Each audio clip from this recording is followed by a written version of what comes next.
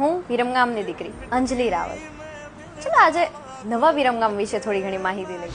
આ જગ્યા પહેલા પોપટ ચોકડીથી ઓળખાતી હતી, પણ હવે અહીંયા હનુમાન દાદાની ભવ્ય મૂર્તિ મૂકવામાં આવી છે. ત્યારથી આપણે એનું નામ પાડ્યું છે પંચમુખી હનુમાન સર્કલ. અમે તો ફક્ત ભારત પ્રેમી, પણ હવે વિરમગામ પોતે કહે છે આઈ લવ ઇન્ડિયા, આઈ લવ વિરમગામ.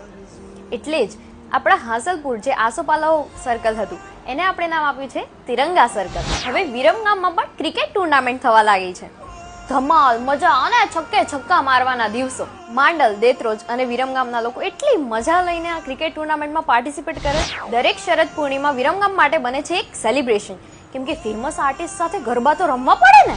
હવે તો આપણા વિરમગામનો ગોલવાડી દરવાજો બી કહે છે આઈ લવ વિરમગામ. વિરમગામનું રેલવે સ્ટેશન અને આપણું મુનસર તળાવ આ પણ બહુ જ જલ્દી ડેવલપ થઈ જવાનું છે. પછી ત્યાં પણ અલગ જ જમાવટ આપણને જોવા મળવાની છે.